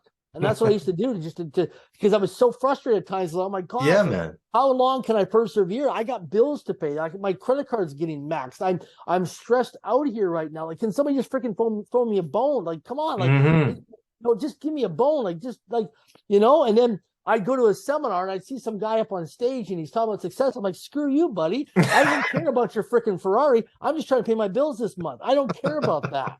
You know what I mean? And then I'd leave it. I'd be more freaking depressed. You know, and it'd be like, well, what did you learn this summer? Nothing. You know what I mean? I'm more depressed. Why? Because there was such a gap of learning from how did I get here to here. That's why I share with people on my backstory and in the come up story, because then people start to realize, like, oh my gosh, he had an R9 credit rating. And then my 20s and 30s, I was a financial disaster. Yeah. And then when I was 38 years old, one day I was in front of the mirror and I got so disgusted with myself. I confronted myself, enough is enough. And I remember that day like it was yesterday. At 38 years of age, I said, I'm tired of living my life this way. I'm being financially freaking broke. Going to the grocery store and wanting to know if my credit card or my debit card is going to decline. I have to put the groceries back and being embarrassed with myself. And when the Girl Guides come to the house to sell Girl Guide cookies and telling them that that's okay, I already got cookies because I want to help with the Girl Scouts or Girl Guides, because then I can't afford $3 or $4 for a box of cookies because I'm too embarrassed. Yeah. Right. And all these things, and people say, hey, why don't we go out this weekend? And sorry, I can't go out for lunch because I don't have any money to go for lunch to meet with you. Yeah. And I just got so sick and tired going to the gas pump and parking there and putting $5 of the gas in my vehicle. Yeah. Right. And then the gas guy sees me come back a few days later with $5, living on a quarter gas a tank. And then people coming into my vehicle. And then it was so funny because I had people come to me like, Darren, I always wondered why people wouldn't ride with me, because people used to get scared when my gas light would come on thinking they're going to have to push the car. Sorry to laugh, man. Right? I know the feeling. I didn't know that with people. I didn't know that people felt, man, the guys, every time with Darren, his gas light would come on his vehicle. I mean, I'm going to have to we're going to run out of gas, right? Yeah, Darren's gas tanks. It's so funny. So when I get with people now, I always look at the gas gauge. I guess it's just out of habit. But because I never got more than a quarter tank of gas. Like that was a full tanker. It was a quarter tank of gas because that's all I was financially can afford, right? Yeah. And I'd go in there, I'd bitch and complain about the gas prices, of how much the gas prices are. And then one day I made a decision. I said, you know what? I want to be able to go to a gas station. I want to be able to go to a restaurant and read the menu. Because most people, when they go to there's something you can watch. When most people go to a restaurant, they read the menu from right to left. They see how much things cost and they decide what they're going to eat. Oh, I see. Yes. And I made a decision when I was 38 years old that I was going to work on my life, that I'd go into a restaurant and not know what the prices were. I was just going to focus on how do I make more money by solving more problems and serving more people. Yeah. Yeah. I don't know what the gas prices are. I just go up and get gas. And my mindset is just, listen, I just focus on serving more people, solving more problems, and making more money. Mm-hmm. And that's what I focus on. I don't want to come from lack and scarcity and contract. I want to come from expansion and prosperity and abundance. Yeah. If I want to make more money, I'm going to find a way to solve more problems and serve more people. Yeah. And make more of a difference in the world. People want to make a lot of money, solve bigger problems in life. And by solving those problems as a fair means of exchange of integrity, you'll get paid and rewarded handsomely for what you do, if you allow yourself to be open to receiving. Yeah. Right? Well, man. Yeah. Look, I want to know what the one thing is that got you through all of that time. Like, there's got to be, like, we've all got our thing. Like, it's like a vision of where I'm going to be, or is it, somebody said I couldn't do it, or like, what was it? Well, the thing for me was that, number one is I didn't want to disappoint myself and other people. So, because I was never good enough. And I think the thing is that every day having a private conversation in my journal, writing in my journal, because I was scared. So I write things in my journal in terms of what I had overcome. So that was a big thing for me. And then realizing that, what's worst case scenario? Like, how much worse can it get in my life? Like, it's pretty bad now. Can it get even worse? Right. And that was a big thing. So I would turn things around for my life. And then realizing that, man, if I can turn things around in my life, could I be of service to other people and make a difference in other people's lives? Because I had days, man, where I wanted to quit. I had days where, like, I'm done. I would close my blinds. I underneath my covers. I wouldn't go to bed. I wouldn't get, Okay. People always used to know me in my 30s. I was known as the guy that people always knew when I had money, because I was out at restaurants, nightclubs, going out places. When I didn't have money, you would never see me in the public. So people always knew when I had money. And it's funny, I thought I was the only one that knew this. I thought it was just me. And then when things started becoming successful, I started getting around more people. And like, yeah, Darren, I remember when you were in your 30s when you were broke. Like, how do you know I was broke? I didn't tell you. Well, I never saw you around. And then when you had money, you'd be around. You'd be doing things, but never ever realizing that. So because behavior never lies, people notice that things about ourselves, right? Very interesting. Wow. Huh. Wow, man. Well, look, it's been an honor and a pleasure. Yeah, grateful to be here. And I appreciate you. Yeah, thank you. So I am going to keep my word on this. Personal promise, yes. My personal promise, and I think that will be the title of some effect will be about that, because that's just what you're all about, and I really respect that. So, absolutely, my pleasure. Yeah, I'm grateful to be here and be in service to your community as well. Yeah, well, thank you, and they're appreciative. So, so that's it, man. Anything? That's great. Any parting advice for? Yeah, people want to follow me on social media. We post lots of great. content. Your book. Where do we find that? You can go to untilibecome.com. Yeah. If you want to go to that website, untilibecome.com. If some people don't like to go to different websites, they can go to amazon.com or amazon.ca. But untilibecome.com is the main website they can go to. And cool, if you want to serve other people, we have people who buy more than one copy and they give them out to people. Also, another thing too is if you've got children that are of reading age, take Until I Become and give it to your children as a book report. And maybe they get an allowance or reward or get to go to a restaurant or do some kind of activity or fun event. But I have a lot of kids now that message me. And we actually do a book report where the kids actually get a chance to do a book report on the book. And then what are the teachable moments and what are the takeaways that they learn? Wow, man. That's awesome. Yeah, it's a lot of fun. There would be. Okay, so I'm going to keep my word on the Operation Underground Railroad, and I thank you very much, and we'll be in touch soon, tomorrow. Great. I'm grateful to be here. Yes, and I look forward to your text message on your by when. All right. Thanks. Thanks, Darren. Awesome. Thank you so much. Okay. Appreciate it, Greg. Okay, man. Talk to you soon. You bet. Bye-bye. Okay, bye. Greg Sheldon here, your host of Metal, Steel, Manufacturing, and Business Pro podcast, where you learn everything about the metals and manufacturing industry that make your modern day life possible.